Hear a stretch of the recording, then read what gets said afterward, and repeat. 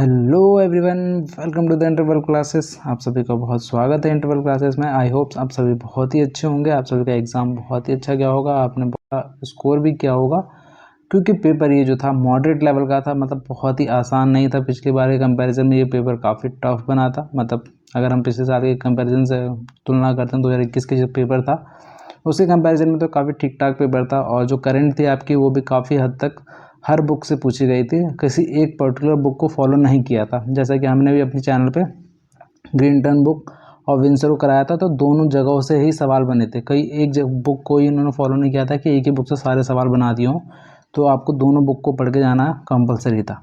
तो यहाँ पे देखिए एक डेटा इन्होंने रिलीज़ किया हुआ है जिसमें आपको पता चल जाएगा कि कहाँ पे कितने बच्चे अपेयर थे। तो मैं आपको बता दूँ कि जो टोटल स्ट्रेंथ थी बच्चों की वो आपकी थी 1,49,509, यानी कि आपकी ये जो स्ट्रेंथ थी इसमें जो बच्चे अपेयर हुए हैं इस दिन, वो बच्चों की जो टोटल पॉपुलेशन वो थी आपकी, वो देखिए बच्चे अपेयर हुए हैं ये आपके 69,992। तो इतने बच्चे अपेयर हुए हैं और एब्सेंट रहने वाले बच्चे हैं जो आपके लगभग 80,000 के आसपास बच्चे वो क्या कहते हैं एब्सेंट रहे हैं। तो जो टोटल स्ट्रेंथ थी बच्चों की जिन्होंने पार्टिसिपेट किया है आपके इस पीसीएस प्री के एग्ज़ाम में, वो है 46.81% बच्चे।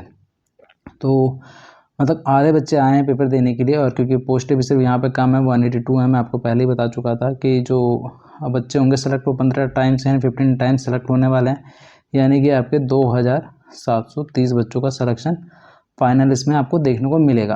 तो ज़्यादा टेंशन नहीं लेनी है। पेपर टफ था इसका मतलब ये नहीं है कि आपको क्या कहते हैं वो मतलब बाकी सब जो बोल रहे होते हैं बच्चे कि हमारे बहुत अच्छे नंबर आ रहे हैं, आंसर की के बाद सभी के नंबर कम होते हैं और सब बाद में ऐसे फेंकने वाले जो लोग होते हैं वो साइड हट जाते हैं। तो ज़्यादा घबराने की जरूरत नहीं है। अगर आपका पेपर उतना अच्छा नहीं गया जितना आपने सोचा था तो भी मतलब आप धैर्य रखिए, आपके जो आंसर की आएगी और उसके बाद जो रिजल्ट आएगा उसमें आपको पता चल जाएगा। क्योंकि यूपीएससी कभी ऐसा पेपर बनाता ही नहीं है कि मेरिट कोई बच्चा बहुत ज़्यादा हाई लेके चले जाए। ठीक है, तो देखते हैं हम आंसर की एक बार अपनी तरह से कि क्या क्या आंसर्स थे।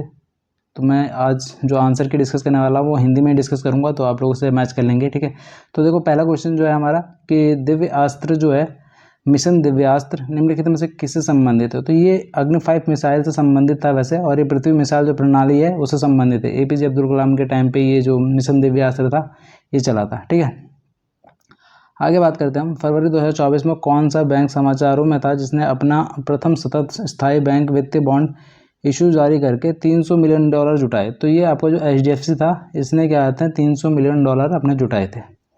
ठीक है ना, और ये हमारे ग्रीन टर्न बुक में ऑलरेडी मेंशन था अगर आपने ध्यान से देखी वो वीडियो तो। और यह है आपका उर्दू कवि गुलजार के अलावा 98 ज्ञानपीठ पुरस्कार से अन्य प्राप्तकर्ता कौन है। तो ये आपके जगत गुरु राम भद्राचार्य थे। इसका राइट आंसर है आपका सी। तो ये भी हमारे क्या कहते हैं जो ग्रीन टर्न बुक थी उसके अंदर ही ये क्या कहते हैं इसका भी मिलेगा, और हमने जो वीडियो बनाई थी उसमें इसको डिस्कस किया हुआ है पहले से ही। ठीक है, आगे बात करते हैं हम। भारत सरकार ने ओ स्मार्ट योजना 2026 को आगे बढ़ा दिया है, इसका जिसका उद्देश्य है। तो इसका उद्देश्य क्या था, तो ये महासागर ओशन विकास कार्य के लिए था, यानी इसका आंसर जो होगा हमारा राइट डी होगा। ठीक है, आगे बात करते हैं हम कि ज्योति अत्रे से पहले माउंट एवरेस्ट पर चढ़ने वाली सबसे उम्र दराज भारतीय महिला का रिकॉर्ड किसने अपने नाम किया है। तो देखिए ये जो रिकॉर्ड अभी नाम किया गया है ये किया है इन्होंने। तो नेक्स्ट क्वेश्चन हमारा कि किस शहर में 37वें राष्ट्रीय खेलों का उद्घाटन 2023 में हुआ था। तो ये आपका क्या कहते हैं गोवा के अंदर हुआ था। अगर आपको सिर्फ गोवा ही पता होता तो डायरेक्टली आप आंसर लगा सकते थे, क्योंकि बाकी जगहों पे आपके स्टेट्स जो हैं अलग अलग दिए हुए थे। ठीक है, और अगर हम बात करें कि कहते हैं 19वें एशियन गेम्स हांगशाऊ 2023 में भारत को कुल कितने स्वर्ण पदक जीते हैं। तो ये देखो जो विंसर थी उसमें से पूछा हुआ ये सवाल, उसमें डायरेक्टली दिया हुआ था 28 जो आपके गोल्ड थे, 38 आपके रजत थे और 41 आपके क्या थे कांस्य पदक थे। तो टोटल मिला के 107 मेडल्स हमने जीते थे। तो ये आपका उसी बुक से था डायरेक्टली। आपने मेरी वीडियो देखी होगी तो आपको मतलब आंसर इसका लगाने में कोई दिक्कत नहीं हुई होगी। ठीक है, तो ये हो गया आपका इसका राइट आंसर ए, क्योंकि यहाँ पे आपके स्वर्ण पदक की बात की गई है। फरवरी 2024 में यूनाइटेड किंगडम के किंग चार्ल्स तृतीय ने मानद नाइटहुड प्राप्त करने वाले पहले भारतीय नागरिक कौन है। तो ये आपके सुनील भारती मित्तल जो हैं वो आपके इस वक्त नाइटहुड की उपाधि उन्हें दी गई है। ठीक है ना, आगे प्रश्न की बात करते हैं हम कि निम्न में से कौन सी फिल्म 96 एकेडमिक अवार्ड में सर्वश्रेष्ठ एनिमेटेड फीचर फिल्म के खिताब में विजेता रही है। तो ये आपकी जो the boy and the heroine है ये आपकी कहते हैं 96 में अब कहता है एकेडमिक अवार्ड जो थे उसमें ये बेस्ट एनिमेटेड फीचर फिल्म का अवार्ड जीता है इसने। नेक्स्ट क्वेश्चन की बात करते हैं। डेनियल काहनमैन जिनका मार्च 2024 में निधन हो गया, ये इन्हें 2002 में नोबेल प्राइज़ मिला था। तो ये किस सब्जेक्ट में नोबेल प्राइज़ दिया गया है? तो देखो आपको सिर्फ इसमें दो में सोचना था, एक साहित्य में और एक अर्थशास्त्र में, क्योंकि बाकी दो जगहों में क्या आते हैं नोबेल प्राइज़ नहीं दिए जाते हैं। तो आपका लिटरेचर के फील्ड में मिल जाता है और इसमें मिल जाता है। तो अर्थशास्त्र के फील्ड में इन्हें मिला है क्योंकि इन्होंने क्या था बिहेवियरल इकोनॉमिक्स पे काम किया हुआ था, ठीक है। तो कई बच्चों को लग रहा होगा कि ये मनोविज्ञान से रिलेटेड होंगे, क्योंकि इन्होंने कॉग्निटिव साइकोलॉजी के ऊपर भी काफ़ी काम किया हुआ है, बट ये जो बिहेवियरल इकोनॉमिक्स होती है ना उसके ऊपर इन्होंने काम किया हुआ था। तो उसमें इन्हें क्या आता है इकोनॉमिक्स के फील्ड में दिया गया है नोबेल प्राइज़, ठीक है। आगे बात करते हैं कि राष्ट्रीय युवा संसद महोत्सव 2024 के प्रथम पुरस्कार किसने जीता है? तो ये जो जीतने वाले हैं आपके यतिन भास्कर दुग्गल हैं, इन्हें क्या कहते हैं ये पहला अवार्ड मिला था। नेक्स्ट क्वेश्चन हमारा कि प्रवासी भारतीय दिवस यानी कि NRI दिवस भारत में हर वर्ष किस तिथि को मनाया जाता है? तो जिस दिन गांधी जी वापस लौटे थे इंडिया आपके साउथ अफ्रीका से, यानी कि 9 जनवरी को, उसी दिन ये दिन वो मतलब दिवस मनाया जाता है। तो उसका राइट आंसर हो गया हमारा बी, ठीक है, 9 जनवरी। अगला प्रश्न है हमारा, मार्च 2024 में किसने सीमा सुरक्षा बल की पहली महिला निशानेबाज के रूप में इतिहास में अपना नाम दर्ज करवाया है? तो ये जो आपके सुमन कुमारी हैं इन्होंने क्या कहते हैं अपना नाम दर्ज करा लिया है इस मतलब पहले ये क्या कहते हैं निशानेबाज बन गई है, ठीक है, और ये काफ़ी चर्चा में भी थी। अंतर्राष्ट्रीय बौद्धिक संपदा सूचकांक 2024 में भारत का स्थान क्या था? तो जो भारत का स्थान था वो क्या था आपका 42 यानी कि 42 आपका स्थान था, ठीक है। आगे बात करते हैं नेक्स्ट क्वेश्चन की। Bay of Bengal initiative for multi sectoral technical and economical cooperation यानी कि बिम्स्टेक की बात हो रही है, का स्थायी सचिवालय कहाँ स्थित है? तो जो इसका स्थायी सचिवालय है वो आपका ढाका में स्थित है, ठीक है ना। आगे बात करते हैं हम कि निम्नलिखित में से किस पुस्तक ने अंतर्राष्ट्रीय बुकर पुरस्कार 2024 को जीता है? तो ये आपकी जीतने वाली जो है वो कैरोज है, ठीक है, इसने जीता अभी इस बुक को। और मार्च 2024 में किस कंपनी ने शैक्षिक प्लेटफॉर्म उडैसिटी को अधिग्रहित किया है? तो आपकी जो एक्सेंचर कंपनी है इसने क्या कहते हैं अभी उडैसिटी एक क्या कहते हैं एजुकेशनल प्लेटफॉर्म है उसको कहते हैं अधिग्रहित यानी कि आपने उसमें मर्ज कर लिया है। तिलु रोतली राज्य पुरस्कार 2023 से सम्मानित निवेदिता कार्की, तो निवेदिता कार्की का संबंध किससे था? तो ये मुक्केबाजी से संबंधित थी। भारतीय निर्वाचन आयोग द्वारा आम चुनाव 2024 के लिए घोषित 7 चरणों में से किस चरण में उत्तराखंड में चुनाव संपन्न हुए? तो देखो जो पहला चरण था आपका उसी में ही हमारे क्या आते हैं चुनाव संपन्न हो गए थे। आगे बात करते हैं हम कि उत्तराखंड का निम्नलिखित में से कौन सा नृत्य उत्सव, ठीक है, यूनेस्को की अमूर्त विरासत सूची में शामिल है? तो आपका जो रामायण उत्सव है ये क्या कहते हैं आपका उसमें यूनेस्को की अमूर्त विरासत सूची में शामिल है। अब मैं आपको बता दूं कि जो आपका झोड़ा और छोले नृत्य है ये दोनों क्या कहते हैं अभी वर्ल्ड बुक ऑफ रिकॉर्ड में दर्ज किए गए हैं, ना कि इसमें यूनेस्को में, ठीक है। तो कई बच्चे इसमें भी कंफ्यूज हो गए हैं क्योंकि वो करंट की न्यूज़ थी, वो मैंने पढ़ाया भी था काफ़ी बच्चों को कि इन दोनों को वर्ल्ड बुक ऑफ रिकॉर्ड में क्या कहते हैं शामिल किया गया है। आगे बात करते हैं हम कि उत्तराखंड के पहली महिला सचिव किसे नियुक्त किया गया है? तो ये आपकी पहली महिला सचिव थी राधा रतूड़ी। ये क्वेश्चन मैंने कराया हुआ था पहले से ही, ठीक है। तो ये सारे क्वेश्चन मतलब आपको मैंने कहा था कि 35 अगर आते हैं तो उसमें से 30 क्वेश्चन मतलब हमारे यहाँ से होंगे, तो वो मतलब ऑलमोस्ट कवर हो गए हैं, ठीक है। तो आगे बात करते हैं हम नेक्स्ट क्वेश्चन की कि पूर्णागिरी नामक हिंदू धर्म तीर्थ उत्तराखंड में से किस जिले में है, ठीक है, ये पूछा गया था। तो क्योंकि उधम सिंह नगर के लास्ट में टनकपुर वाला जो एरिया पड़ता है वो चंपावत से स्टार्ट हो जाता है, तो वहीं ये चंपावत वाले एरिया में है। तो कई बच्चे जो थे वो कंफ्यूज हो जाते हैं इस मामले में, लेकिन यहाँ पे उधम सिंह नगर नहीं था तो कंफ्यूज होने की जरूरत नहीं थी। तो ये आपका क्या था चंपावत में, ठीक है। निम्न में से किसका मुख्यालय उत्तराखंड की राजधानी देहरादून में अवस्थित है? तो ठीक है, तो इसमें जो है आपका भारतीय सर्वेक्षण विभाग इसका जो हेडक्वार्टर है यहाँ पे अवस्थित है, और ये जो भारतीय भूवैज्ञानिक सर्वेक्षण है इसका जो हेडक्वार्टर है वो आपका कोलकाता में, ठीक है। तो ये आपको ध्यान रखना है। अगला क्वेश्चन हमारे मानसखंड कॉरिडोर यात्रा के लिए किस रेलवे स्टेशन ने ट्रेन शुरू करने का प्रस्ताव मतलब किया था? तो ये जो आपकी ट्रेन थी ये टनकपुर से पुणे की ओर चलनी थी, मतलब पुणे से टनकपुर की ओर आती। यहाँ पे करीबन 220 पैसेंजर्स को लेके पहली बार लेके आ चुके हैं और इन्होंने मतलब घुमा भी दिया जो भी मानसखंड में अंदर जितने मंदिर आते हैं। तो ठीक है, ये भी मैंने पढ़ाया हुआ था, तो ये वहाँ से क्वेश्चन आपका बन गया है, ठीक है। तो ये पुणे में था, जो पुणे से चली ट्रेन। आगे बात करते हैं उत्तराखंड उच्च न्यायालय की प्रथम महिला मुख्य न्यायाधीश के रूप में किसे नियुक्त किया गया है? तो ये आपकी जस्टिस ऋतु बहारी हैं, ये भी पढ़ाया हुआ क्वेश्चन है, ठीक है। अंतर्राष्ट्रीय ओलंपिक समिति ने लॉस एंजलिस ओलंपिक गेम्स 2028 में से निम्न में से किन खेलों के लिए प्रस्ताव स्वीकृत किया? तो ये देखो काफ़ी पुरानी करंट है, इससे पहली बात हो चुकी थी इसकी, ठीक है। तो ये आपका था T20 और क्रिकेट, मतलब क्रिकेट को शामिल करना है, बेसबॉल हो गया आपका, स्क्वैश हो गया और फ्लैग फुटबॉल जो ये सब होता है, इन सबको शामिल किया गया है। तो इसका राइट आंसर हो गया ए। आगे बात करते हैं अंतरिक्ष यात्री ओलेग कोनोनेंको, जिसने सबसे अधिक कुल समय अंतरिक्ष में बिताने का विश्व रिकॉर्ड तोड़ा है, ये किस देश से संबंधित थे? तो ये आपके रूस से संबंधित थे, ठीक है। अगले प्रश्न की बात करते हैं। 2023 में यूनेस्को की रचनात्मक शहर नेटवर्क UCCN सूची में किस भारतीय शहर को साहित्य शहर के रूप में शामिल किया गया है? तो साहित्य शहर के रूप में आपका कोझिकोड को शामिल किया गया, और ये बहुत ही ज़्यादा मतलब न्यूज़ में भी था, तो अगर आप लोगों ने ध्यान दिया होगा तो ये क्या कहते हैं मेंशन था ग्रीनटन वाली बुक में, ठीक है। तो कोझिकोड को शामिल किया गया है। आगे बात करते हैं कि सेना में आर्टिफिशियल इंटेलिजेंस का दायित्वपूर्ण उपयोग का पहला अंतर्राष्ट्रीय शिखर सम्मेलन किस देश में संपन्न हुआ? तो ये आपका नीदरलैंड के अंदर संपन्न हुआ है, ठीक है। अगले प्रश्न की बात करते हैं हम कि मिलिंद पन्ह महाराज मिलिंद के प्रश्नों पर आधारित है, यह किस भाषा में लिखा गया है? तो पहले तो देख लो, मिलिंद पन्ह जो है वो आपकी क्या कहते हैं नागसेन और मिनांडर जो है वो उन दोनों के बीच की में मतलब कि एक वाद विवाद है। वहाँ पे क्या कहते हैं आपके जो मिनांडर है वो सवाल करते हैं इनसे कुछ नागसेन से, और ये उसके जवाब देते हैं। तो ये बौद्ध धर्म के मतलब अनुयायी थे उस वक्त, तो इन्होंने उनके जवाब दिए थे। तो उस वक्त बौद्ध धर्म की जो फेमस भाषा थी वो पाली थी। अगर आपको इतना पता था तो भी आप आंसर लगा देते इसका कि पाली भाषा में है, ठीक है। मिलिंद पन्ह। शाहजहां ने अपने किस पुत्र को शाह इकबाल की उपाधि से नवाजा था? तो देखो उनका फेवरेट पुत्र ही दारा शिकोह था, तो उसी को ये नवाजा भी था इन्होंने, इसी से शाह इकबाल की उपाधि से। आगे बात करते हैं हम कि नीचे दिए गए बाबर के युद्ध में, ठीक है। अगर किसी ने ध्यान दिया होगा कि बाबर के युद्ध, तो डायरेक्टली आपको पता चल जाएगा बाबर यहाँ पे आगे सबसे पहला युद्ध ही पानीपत का युद्ध लड़ता है और डायरेक्ट उससे आंसर निकल जाता है आपका बी, ठीक है। आगे बात करते हैं हम कि जियाउद्दीन बर्नी ने निम्नलिखित में से किसकी रचना की थी? तो ये रचना की थी उन्होंने फतवाए जहांदरी की, ठीक है। और अकबर ने किस क्षेत्र के विजय में यादगार बुलंद दरवाज़ा का निर्माण किया था? तो ये गुजरात अभियान जो इन्होंने जीता था उसके मतलब याद में बुलंद दरवाज़ा का निर्माण किया था। और ये क्वेश्चन था आपका 1336 में विजयनगर साम्राज्य की स्थापना किसने की थी? तो हरिहर और बुक्का ने की थी। और भारत में अंग्रेजी शिक्षा का व्यवस्था यानी मैग्ना कार्टा किसे कहा जाता है? तो ये आपका वुड्स डिस्पैच को कहा जाता है, जो कि 1854 में आया था, ठीक है।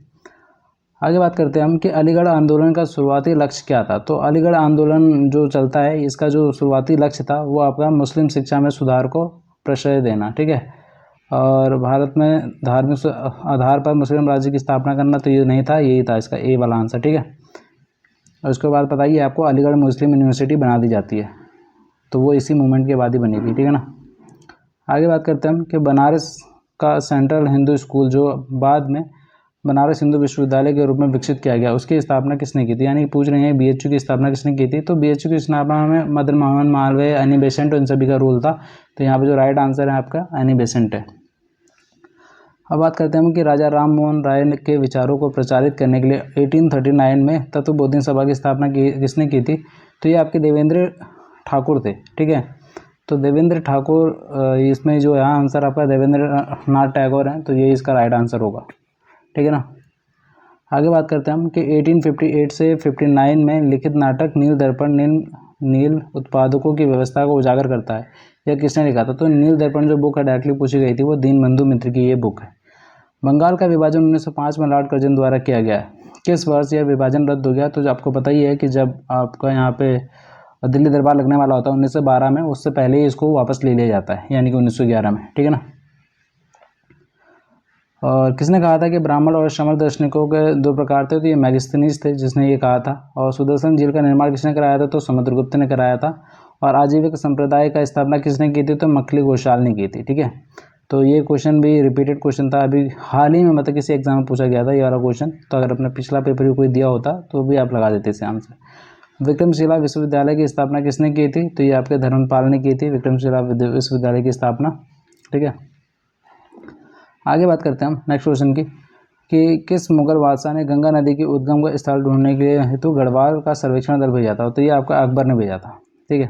आपको पता ही है कि अकबर के किचन में जो है गंगा का पानी यूज़ होता था, ठीक है ना। निम्न में से कौन गढ़वाल का राजकुमार मुगल दरबार में मनसबदार नियुक्त किया गया था? तो ये जो आपका था मनसबदार नियुक्त किया गया था, तो ये किया गया था फतेहपति शाह को। ठीक है, आगे बात करते हैं हम कि कुमाऊं वाटर रूल्स किस वर्ष लागू हुआ। तो ये 1917 में लागू हुआ था।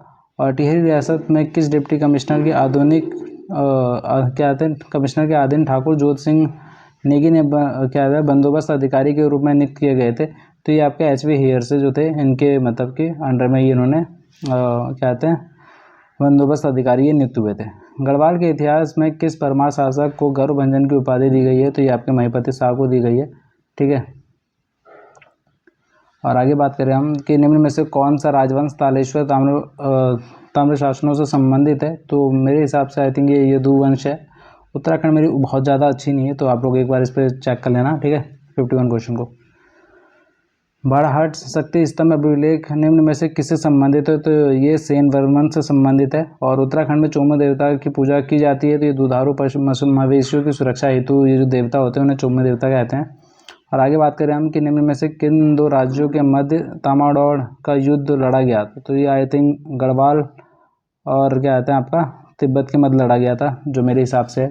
फिर भी आप लोग एक बार चेक कर लेना इस वाले क्वेश्चन को भी। ठीक है, और अगला क्वेश्चन हमारा कि सन 1917 में अल्मोड़ा में आयोजित कुमाऊं परिषद के प्रथम अधिवेशन की अध्यक्षता किसने की थी। तो ये जयदत्त जोशी थे। ठीक है, ये तो फेमस क्वेश्चंस हैं, वैसे भी हर बार पूछे जाते हैं, तो ये आपको पता ही होना चाहिए। समता समाचार पत्र के संस्थापक कौन थे। तो ये आपके हरिप्रसाद टमटा थे।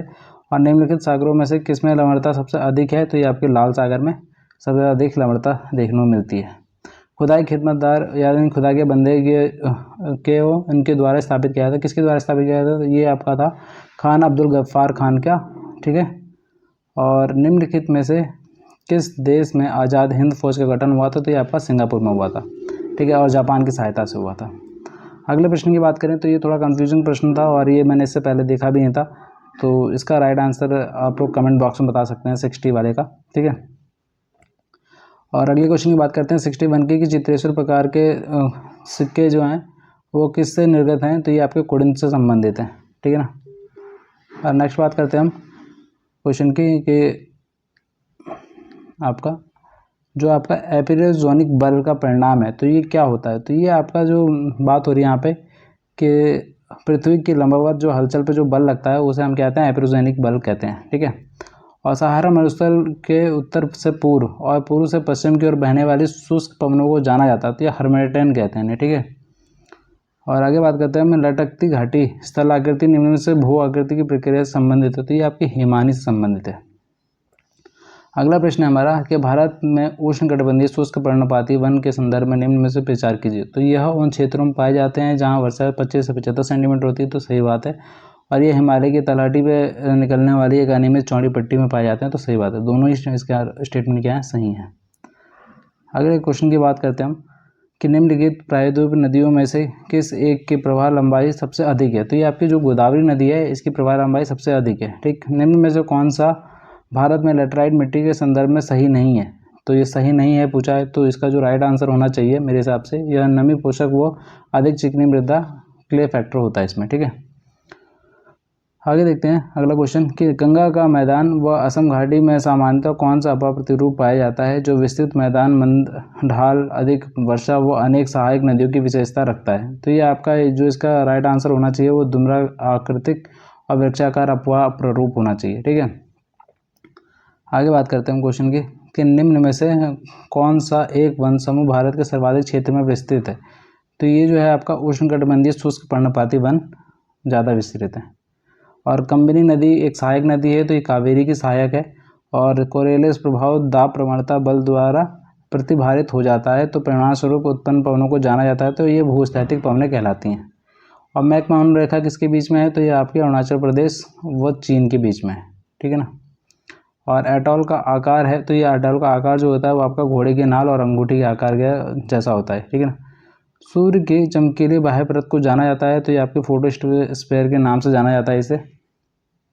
अगले प्रश्न की बात करते हैं हम कि गढ़वाल हिमालय में अधिक ऊंचाई वाले चारगाहों में कहते हैं अस्थायी आवासों को किस नाम से जाना जाता है। तो ये आपके खर्क होते हैं।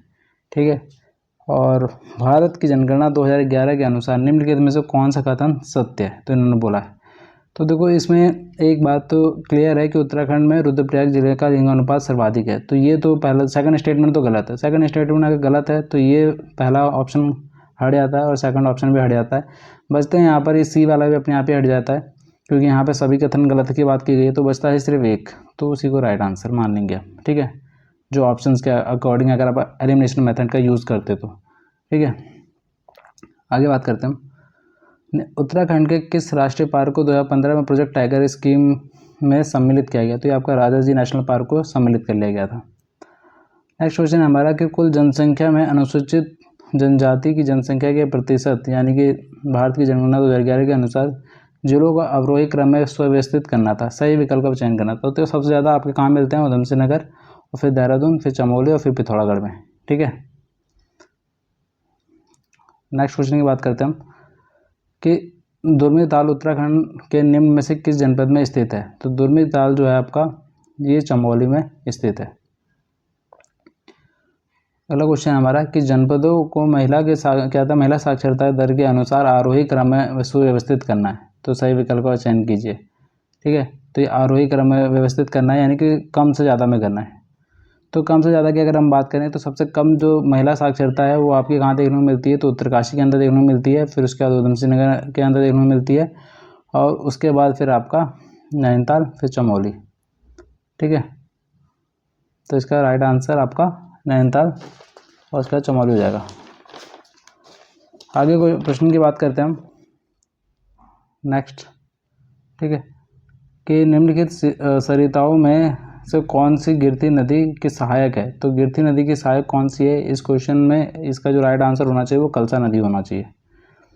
और अगले प्रश्न की बात करते हैं हम कि पौधारोपण हेतु मैती आंदोलन किसने चलाया था? तो ये आपका कल्याण सिंह रावत ने चलाया था। और दूधातोली पर्वत श्रेणी द्वारा पृथक किए गए नदी बेसिन को सही युग्म का चुनाव करना है। तो ये जो इसका राइट आंसर होगा वो नायार हो अलगार बेसिन होगा।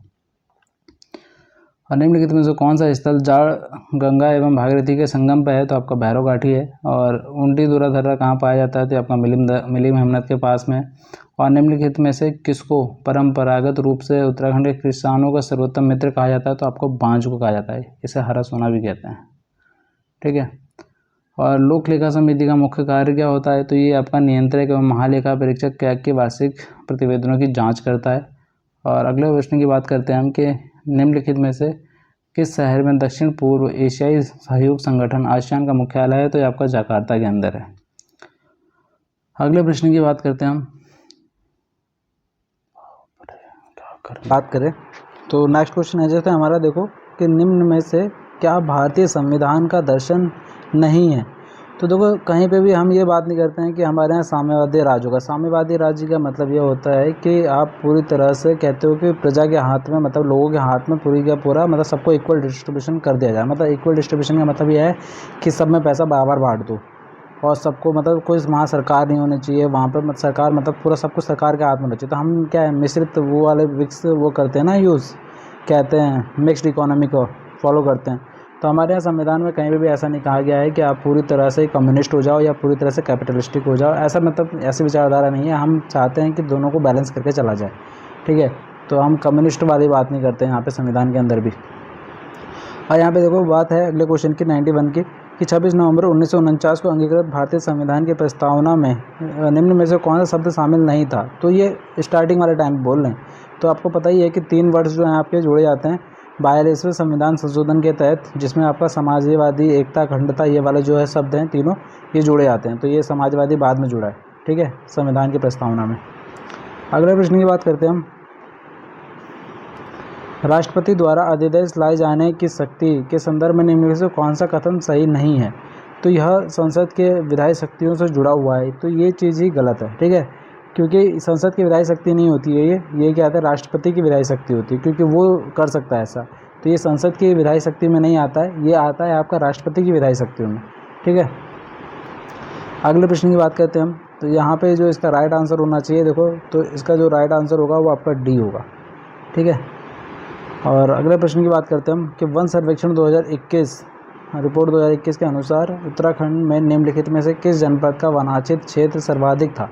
तो ये जो था आपका रुद्रप्रयाग था, ऑप्शंस के अकॉर्डिंग। ठीक है ना, और भारतीय संविधान के अनुसार निम्न में से कौन सा राज्य का प्रमुख होता है? तो राज्य जो यूज़ होता है संविधान के अंदर खास तौर पर वो आपका एज अ क्या कहते हैं कंट्री को वो करता है, ठीक है, मतलब कि इंडिकेट करता है। तो आपका कंट्री का प्रमुख कौन होता है? यहाँ पर वास्तविक प्रमुख की बात नहीं की गई है, यहाँ पर बात की गई है कि सिर्फ प्रमुख कौन होता है, तो आपका राष्ट्रपति होता है, ठीक है ना। भारतीय संविधान का निम्न में से कौन सा भाग केंद्र व राज्य के संबंधों से रिलेटेड है? तो आपका भाग 11 जो है वो केंद्र और राज्य के संबंधों की बात करता है। अगले प्रश्न की बात करते हैं कि भारत में रहने वाले ब्रिटिश नागरिक को निम्न में से कौन सा अधिकार प्राप्त नहीं है? तो वो विधि के समक्ष समान नहीं होता है, ठीक है ना। उसके लिए और बाकियों के लिए लॉस अलग अलग होते हैं। जैसे कि अगर आप कहीं पे जाते हो तो आप देखोगे कि फॉरेनर्स को अलग से महंगे टिकट्स दिए जाते हैं, ठीक है, और जो इंडियंस होते हैं उनके लिए मतलब कि कम टिकट होता है। आपको अलग अलग, जैसे आप कहीं अगर ताजमहल विजिट करने जाओगे तो फॉरेनर्स के लिए अलग चार्जेस होते हैं और इंडियंस के लिए अलग चार्जेस होते हैं। तो विधि के समक्ष समान नहीं है, ठीक है। कोई भी अगर वो रूल्स भी होते हैं तो सब वो कहता है अलग अलग होता है उनके लिए। और राष्ट्रपति के पास निम्न में से किन पर क्या होता है विनियम बनाने की शक्ति है? तो विनियम बनाने की शक्ति अगर हम बात करें तो जितनी भी यूनियन टेरिटरीज हैं उस पर राष्ट्रपति के पास पावर होगी ईजिली। तो दादरा नागर हवेली, दमन दीव, पुडुचेरी और इवन यहाँ तक कि जिनके पास विधानसभा भी होगी खुद की, उनके पास भी होगी। तो पर यहाँ पे क्या आते हैं, यहाँ पे गोवा आ गया है, तो दैट मीन्स कि गोवा इसमें एक्सक्लूड करना पड़ेगा आपको। और यही इस क्वेश्चन में ट्रिक थी थोड़ी सी कि 1 to 4 इसका राइट आंसर है कि आपको गोवा अगर ध्यान से आपने देखा है क्वेश्चन को पढ़ा है तो आप इजीली वो कर जाओगे एलिमिनेट, ठीक है ना। भारत के संविधान के निर्माताओं का मस्तिष्क निम्नलिखित से किसको परिलक्षित करता है? तो जो उनके मस्तिष्क में क्या चल रहा था उन्होंने किसके थ्रू बताया है? तो वो आपके प्रस्तावना के थ्रू बताया, ठीक है। और निम्नलिखित में से कौन भारत के यूनेस्को रचनात्मक शहरों में से एक नहीं है? तो आपका जो पुणे है ये आपका शायद से रिलेटेड नहीं है, और बाकी वाराणसी भी है और चेन्नई भी है और कोझिकोड अभी शामिल हुआ है, ठीक है ना। और संघ लोक सेवा आयोग के अध्यक्ष को निम्नलिखित में से किसके द्वारा पद से हटाया जा सकता है? तो अब देखो संघ लोक सेवा आयोग को जो हटाने की प्रोसेस होती है उसमें क्या होता है कि आपका कि एक प्रोसीजर होता है जिसमें सुप्रीम कोर्ट की कमेटी बैठेगी, वो जांच करती है और बहुत सारी चीज़ें, इम्पीचमेंट लाइक एक प्रोसीजर होता है, मतलब महाभियोग की तरह एक प्रक्रिया होती है, लेकिन हटाता उसे राष्ट्रपति है। तो देखते हैं इसका आंसर क्या आता है, आयोग क्या बताता है, क्योंकि वो जो प्रोसेस होती है वो इम्पीचमेंट लाइक होती है प्रोसेस, और जो हटाता है वो राष्ट्रपति हटाता है। तो राइट आंसर इसका राष्ट्रपति होना चाहिए वैसे तो, पर फिर भी देखते हैं क्या पता आयोग इसमें महाभियोग को भी मान सकता है, क्योंकि जो प्रोसेस होती है वो महाभियोग की प्रक्रिया की तरह ही होती है, ठीक है ना। और अगला बात करते हैं हम कि राज्य की नीति निर्देशक तत्वों के सिद्धांत के बारे में निम्न में से कौन सा कथन सही नहीं है? तो देखो यहाँ पर कहा गया है कि राज्यों का यह कर्तव्य है कि कानून निर्माण में इन सिद्धांतों को लागू करें और यह देश के सुशासन में मौलिक है। तो यह देश के सुशासन में आई थिंक मौलिक नहीं है, ठीक है ना। तो यही इसका राइट आंसर होना चाहिए। बाकी देखो लागू करने की बात वो करते हैं कि हाँ वैसे करना चाहिए, यह राज्यों का पर एक कानूनी कर्तव्य लागू करते हैं। आप देखोगे कि क्या कहते हैं जब भी कोई क्या कहते हैं विधानसभा में कोई भी बिल होता है या फिर क्या कहते हैं आपके सेंटर में कोई बिल आता है तो उसमें ये चीज़ ध्यान दी जाती है कि वो डीपीएसपी के अकॉर्डिंग ही हो, ठीक है। तो वो एक कानूनी कर्तव्य लागू करते हैं उस पर, और यह विधायिका और कार्यपालिका के लिए केवल निर्देश है, और ऑब्वियस सी बात है कि विधायिका और कार्यपालिका एक निर्देश की तरह काम करता है, मतलब बाध्यकारी नहीं है, ठीक है, लेकिन उनका कर्तव्य जरूर है, जहाँ पे ये लिखा गया है कि कर्तव्य की बात करता है। तो ऑब्वियस सी बात है, इसीलिए आप देखोगे भी कि क्या तो कोई भी जब कोई बिल आता है या कोई भी चीज़ आता है तो वो कल्याणकारी ज़रूर होना चाहिए, क्योंकि राज्य के नीति निर्देशक तत्वों में जो भी चीज़ें लिखी गई हैं उसे फॉलो करता हुआ होना चाहिए वो। आप ऐसा कुछ भी नहीं बना सकते अपने मन से, ठीक है ना। तो निम्न में से कौन उत्तराखंड का प्रथम मुख्यमंत्री था? अगर हम बात करें तो नित्यानंद स्वामी थे पहले मुख्यमंत्री। और उत्तराखंड की पहली विधानसभा में निम्न में से महिला विधायकों की संख्या कितनी थी? तो 4 थी, ठीक है। और लोकसभा के अध्यक्ष के संबंध में निम्न में से कौन सा कथन सही नहीं है? तो लोकसभा का अध्यक्ष जो होता है आपका, अगर वो भंग हो जाती है तो क्या आता है अपने पद पर बना नहीं रह सकता है, ठीक है ना। अगर लोकसभा भंग हो जाएगी तो फिर उसके पद की कोई बात ही नहीं रही, ठीक। आगे बात करते हैं और अगले प्रश्न की बात करते हैं। संविधान के निम्न में से किस अनुच्छेद तहत अंतर्राज्यीय परिषद की स्थापना की गई है? तो अंतर्राज्यीय परिषद की स्थापना जो है वो अनुच्छेद 263 में हमें देखने को मिलती है। अगला प्रश्न है हमारा, विदेशी मुद्रा प्रबंधन विनिमय यानी कि FEMA कब अस्तित्व में आया? तो ये जो है आपका ये 1999 में अस्तित्व में आया था, ठीक है। अगली बात करते हैं कि हम जो PMLA है यानी कि prevention of money laundering act, ठीक है, तो ये इसके संबंध में निम्नलिखित में से कौन सा कथन सत्य नहीं है, मतलब सही नहीं है? तो ये जो होना चाहिए कि आपका मनी लॉन्ड्रिंग डायरेक्ट को वित्तीय संस्थाओं द्वारा संधारित रिकॉर्ड मंगवाने का अधिकार नहीं है, ठीक है। तो ये इसका राइट आंसर होना चाहिए, डी। आगे बात करते हैं हम कि ब्रिक्स महत्वपूर्ण है और ब्रिक्स के रिलेटेड कुछ कथन दिए हैं, तो आपको बताना इसमें से क्या सही है क्या सही नहीं है। तो यह विश्व के 40% से अधिक भाग में आता है, मतलब इसकी जो जनसंख्या है वो 40% से ज़्यादा है इनके अंदर जो कंट्रीज़ आती हैं।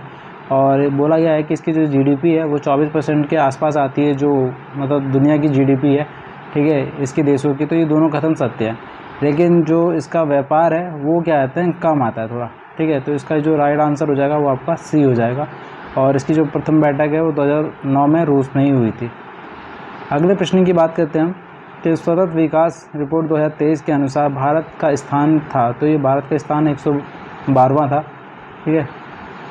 और प्रधानमंत्री किसान सम्मान निधि योजना कब प्रभाव में आई थी? तो ये आपकी फरवरी 24 2019 को प्रभाव में आई थी। और राष्ट्रीय जनसंख्या नीति 2000 के अनुसार स्थिर जनसंख्या की स्थिति को प्राप्त करने का दीर्घकालिक उद्देश्य है। तो देखो इसके अकॉर्डिंग 2045 है, क्योंकि यहाँ पे 2000 के अनुसार पूछा हुआ था, लेकिन अगर हम 2011 के अनुसार देखें तो 2070 है। आपके नेक्स्ट किसी एग्ज़ाम में हो सकता है ये सवाल पूछ ले, तो आपको पता होना चाहिए कि 2011 के अकॉर्डिंग 2070 है और 2000 के अकॉर्डिंग 2045 है। निम्नलिखित में से कौन दक्षिणी एशियाई वरीयता व्यापार करार यानी कि साप्ता का सदस्य नहीं है? तो मालदीव इसका सदस्य है, बांग्लादेश भी है, नेपाल भी है। जो चीन है वो इसका सदस्य नहीं है, ठीक है। किसी अर्थव्यवस्था में खाद्य और ऊर्जा की कीमतों सहित कुल मुद्रास्फीति का माप कहलाता है। तो ये आपके शीर्ष हेडलाइन मुद्रास्फीति कहलाती है।